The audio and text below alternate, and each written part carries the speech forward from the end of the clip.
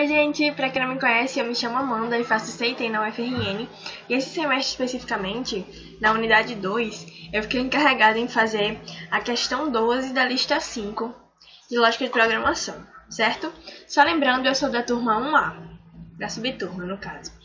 Bom, vamos lá, o que é que essa questão diz? É uma questão de vetores, a lista 5 é de vetores. Vamos lá. Implemente um programa que recebe um valor de números inteiros positivos, entrada com capacidade de 20 números. Então a gente já olha daqui que vai ser um vetor. Em seguida, o programa deve separar esse vetor, gerando os vetores pares e ímpares, ou seja, pegar um vetor e gerar outros dois vetores, de acordo com os números deste vetor de entrada. Seguindo, o vetor resultante dos pares deve armazenar os valores de entrada que são pares, e de forma análoga, o vetor resultante ímpar deve armazenar os vetores ímpares de entrada. A capacidade de pares e ímpares deve ser de 20, mas não necessariamente esses vetores deverão ser preenchidos, até porque a gente só vai ter 20 números de entrada. Por exemplo, se eu entrar com 20 números pares, então logicamente não vai preencher nenhum ímpar. Então tem que sair alguma coisa, né, se não preencher nenhum ímpar. Então vamos lá. Seguindo.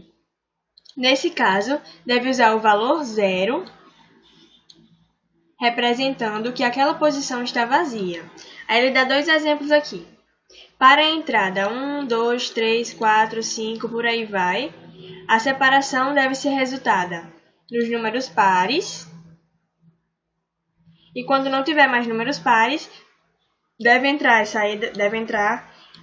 sair zeros, para completar que sejam 20 elementos nesse vetor, certo?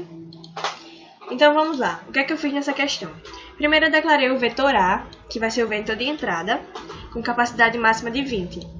O vetor pares, com capacidade máxima de 20. O vetor ímpares, com capacidade máxima de 20. Aí eu fiz um contador para os pares, um contador para os ímpares. E aí aqui eu coloquei um resp para os pares e um res para os ímpares, para armazenar e ficar tudo bonitinho.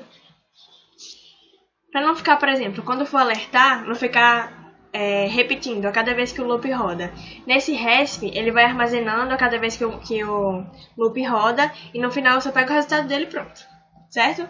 Aí o que eu fiz aqui? Primeiro eu fiz um for de i igual a 0 até i menor que 20, para implementar 20 vezes, certo? E dessas 20 vezes eu vou rodar o vetor A com int i. Aí eu coloquei esse vetor A com int i, um parseInt prompt, que ele dizia aqui, inteiros positivos. Aí entre com elementos. À medida que rodar e for até 20, aí ele vai pedindo mais um número até 20, certo? Posteriormente, eu fiz outro for, iniciando em 0 também, até 20, que é justamente esse que vai comparar justamente esses números que foram colhidos inicialmente, certo? Aí o que é que eu fiz? Eu fiz um if dentro desse for para que a cada vez que o vetor de índice i for divisível por 2 e essa divisão for igual a 0, então é porque esse é um número par. Então os pares, o vetor par vai implementar um contador par, e isso vai ser igual ao vetor A, que é o vetor inicial de índice i.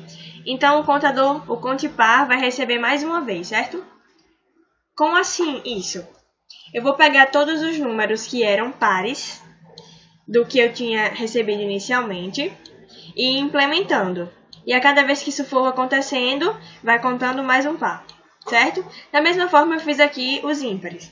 A cada vez que eu tiver um elemento ímpar aqui, ele vai implementando aqui no vetor de ímpares e vai contando mais ímpares. Mais um, mais um, mais um, até que isso dê 20, certo?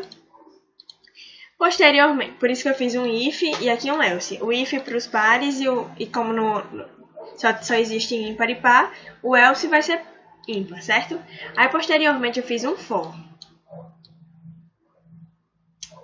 Aí o que é que tem nesse for? Esse for também inicia de 1 e vai até 20 e vai implementar mais um. Por que até 20? Esse for aqui, eu vou até comentar no código, esse for é justamente para contar os índices do vetor par, certo? Então, vai ser de igual a 0 até i menor que 20. Enquanto isso estiver acontecendo, para isso acontecer, aí eu fiz um if para comparar. Enquanto o índice i for menor que o contador de par, então ele vai entrar no próximo if. Enquanto o i for menor que 19, aquela variável resp que eu tinha declarado lá no início, como texto, vai receber os pares, os índices dos pares, mais uma vírgula. Por que eu fiz isso? Para poder ficar bonitinho e separado por vírgula, certo? Então eu poderia colocar só um espaço se eu quisesse. Mas como no exemplo de saída, ele colocou com vírgulas, então é o que eu estou fazendo, mais ou menos isso. Ele vai pegar o primeiro par, aí esse índice aqui, implementa uma vírgula. Aí segundo par, implementa outra vírgula. Até a última vírgula aqui antes de um zero. Essa, certo? Depois dessa vírgula já tem outro caso. Então, se isso acontecer, então implemente uma vírgula. Se não, então só implemente os pares. Aí depois, aí pronto, terminou esse if. Depois um else para implementar os zeros. Como assim? Como é que vai funcionar esses zeros? Enquanto não tiver mais contadores pares, então ele vai implementar zero. Por exemplo, eu entrei com 20 números e somente 15 eram pares. Então, logicamente, ele vai precisar imprimir 5 zeros. Então, é exatamente para isso que esse if serve, para imprimir os outros zeros. E por que eu fiz um if aqui e um else aqui? Porque senão ia ficar feio. Ia ficar vários. Se eu tivesse colocado só esse daqui, ia ficar uma vírgula na saída. E eu não queria que ficasse essa vírgula na saída. Para ficar bonitinho, aí eu coloquei esse zero aqui. Basicamente é só para isso que isso aqui serve. E esse outro for, aí pronto, aqui no final eu coloquei um resp, recebe resp, que é a variável que armazena todos os números pares, como texto. Aí eu coloquei na saída um espaçozinho, só para desencargo de consciência. Aí pronto, aí o outro for funciona do mesmo princípio, só que agora é com os ímpares. Mais um if para comparar, enquanto o índice i é menor que o índice conta ímpar, aí mais uma vez, vai comparar se o i é menor que 19, por que é menor que 19 e não 20? Justamente por causa daquela vírgula. Se eu colocasse 20 aqui, aí ele imprime todos os números e a vírgula ficaria no último, imprimindo no final. E eu não queria isso, eu queria que imprimisse só até o penúltimo e o último imprimisse o zero. Se fosse o caso, né? Se não fosse, por exemplo, se eu entrar com todos os pares, aí não vai imprimir nada. Justamente porque é um else aqui. Aí pronto, eu fiz um resp i, que recebeu um espaçozinho vazio. Pronto. Aí no final de tudo, eu alertei os pares com o resp com a variável de pares. Mas, aí pulei uma linhazinha com uma quebra de linha, Ctrl/N. E os ímpares, né? E aí a variável res_i, que é a variável que armazena os ímpares, ok? Então vamos lá executar para ver se isso vai dar certo. Vamos entrar com a sequência que ele deu lá no exemplo. Ele dá o seguinte exemplo: 1, 2, 3, 4, 5. Vamos lá. 1, 2, 3, 4, 5. Vamos ver o resto. 6, 7, 8, 9, 10, 6, 7, 8, 9, 10.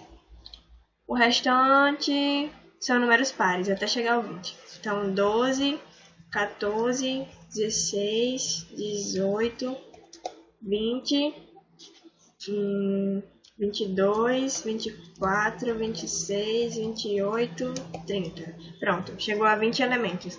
Aí ele imprime aqui, ó, todos os pares E quantos foram os pares? 15 foram pares. Então, para terminar o 20, ele precisava imprimir o 0, né? Então, ele imprimiu mais 1, 2, 3, 4, 5. 15 pares mais 20 zeros. Então, tá mais 5 zeros. Então, tá certo. E aqui os ímpares foram 1, 2, 3, 4, 5. 5 ímpares e 15 zeros. Será que era isso que o exemplo de saída queria? Exatamente, ó. 15 pares mais 5 zeros. 5 ímpares mais 15 zeros. Exatamente como ele queria. Então era isso e até a próxima questão. Tchau!